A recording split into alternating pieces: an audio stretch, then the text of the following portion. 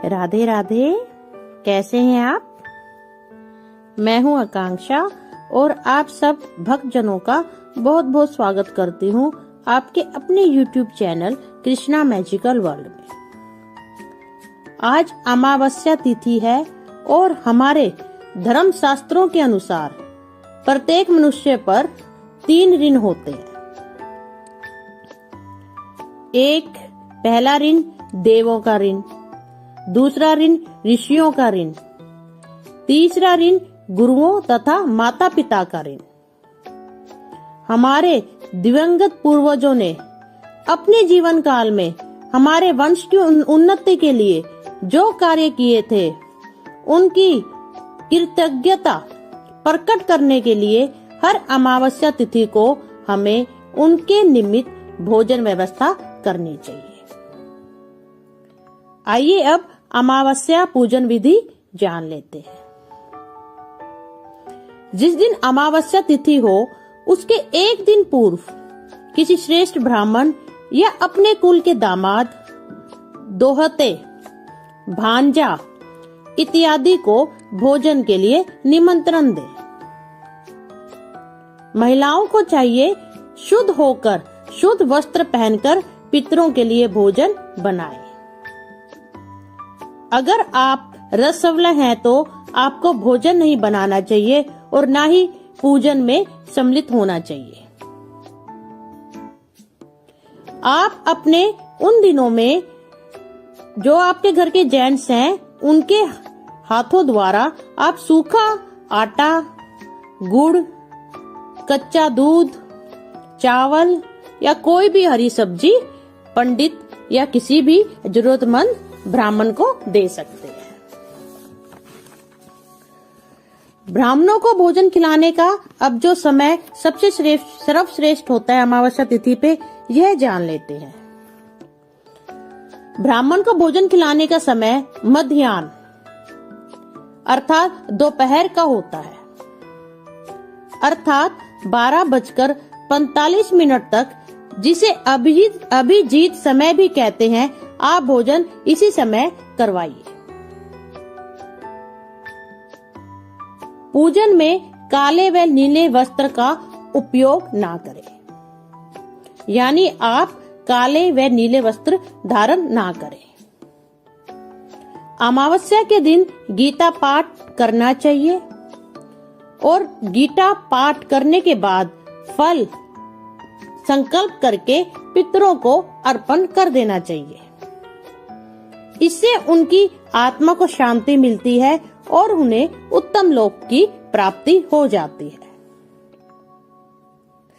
दक्षिण दिशा की तरफ मुंह करके पीपल वृक्ष पर पितरों की शांति के लिए जल भी जरूर चढ़ाना चाहिए। अमावस्या को जब हम पितरों का भोजन बनाते हैं, उसमें लहसुन, प्याज, शलगम व मसूर की दाल आदि का प्रयोग ना करें। इसी प्रकार काला नमक और गोल लौकी का भी प्रयोग नहीं करना चाहिए।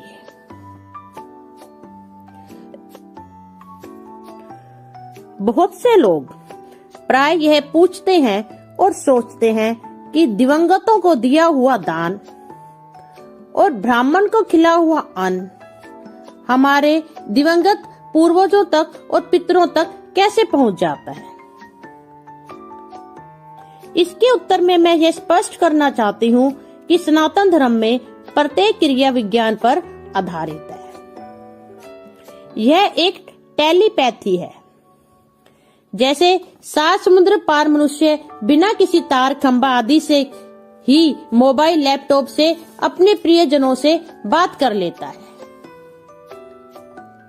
जैसे हजारों किलोमीटर दूर अदृश्य स्थान पर होते हुए भी मिसाइल अपने लक्ष्य पर जाकर ही भेदन करती है, जैसे रिमोट से बम फोड़ सकते हैं, कार को खोल और बंद कर सकते हैं, उसी प्रकार पितरों के निमित्त किए गए श्राद्ध और भोजन का भी मंत्र शक्ति द्वारा वहां पर पहुंच जाता है जहां वह जीव विद्यमान है। अब आइए हम कुछ ऐसी वो देखते हैं कारण जिसके कारण हमें पितर दोष लगता है। सबसे पहले तो गुरु, साधु या बुजुर्गों व माता पिता का अपमान करना, किसी की जमीन छीनना, पुरुषों द्वारा स्त्रियों के साथ दुर्व्यवहार से पुरुषों का शुक्र खराब हो जाता है तथा पितृ दोष लगता है। पुरुषों का स्त्रियों द्वारा दुर्व्यवहार से बृहस्पति खराब फल देता है तथा पितृ दोष लगता है। घर को साफ न करने से राहु बली हो जाता है और तब भी हमें पितृ दोष लग सकता है।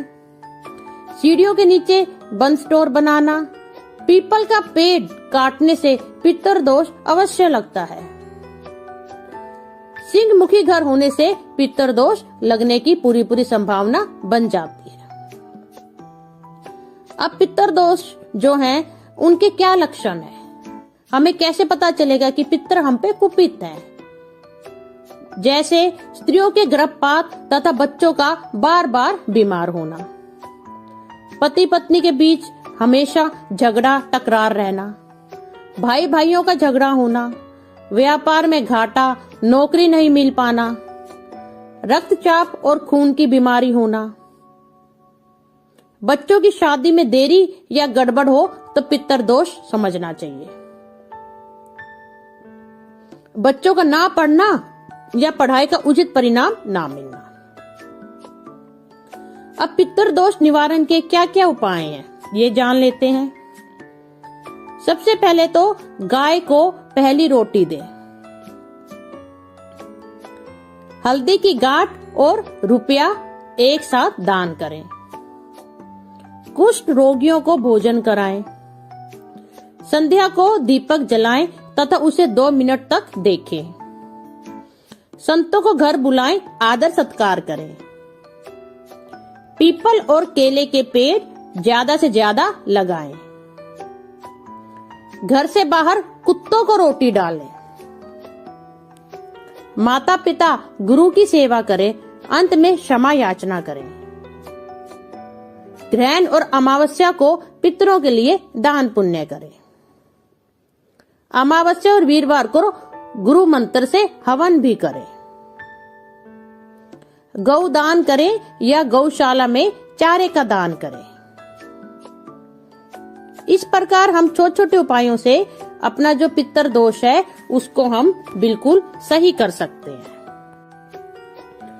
मनुस्मृति में हमें अमावस्या में किस प्रकार भोजन कराना चाहिए इसका विधान देखने को मिलता है। भोजन के लिए उपस्थित अन्न अत्यंत मधुर, भोजनकर्ता की इच्छा के अनुसार तथा अच्छी प्रकार पकाया हुआ होना चाहिए। पात्रों में भोजन रखकर श्राद्धकर्ता को अत्यंत सुंदर एवं मधुर वाणी से कहना चाहिए कि हे महानुभाव, हे ब्राह्मणों, अब आप लोग अपनी इच्छा के अनुसार भोजन करें।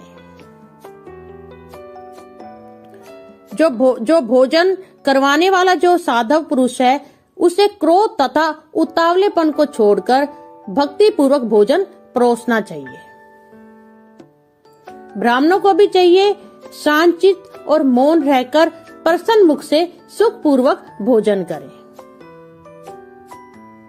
लहसुन, गाजर, प्याज, करम, दही मिला हुआ आटा या अन्य भोज्य पदार्थ आदि वस्तुएं जो रस और गंध से युक्त हैं, श्राद्ध क्रम या अमावस्या के भोजन में निषिद्ध है। जो ब्राह्मण भोजन करे उसको चाहिए कि वह भोजन के समय कदापि आंसू ना गिराए, क्रोध ना करे, उस समय झूठ ना बोले, पैर से अन्न को ना छुए और उसे परोसते हुए भी पैर से ना हिलाए।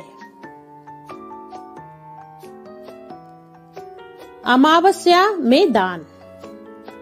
भोजन कराने के अंत में दान देते समय हाथ में काले तिल, जौ और कुश के साथ पानी लेकर ब्राह्मण को दान देना चाहिए ताकि उसका शुभ फल पितरों तक पहुंच सके, नहीं तो असुर लोग हिस्सा ले जाते हैं।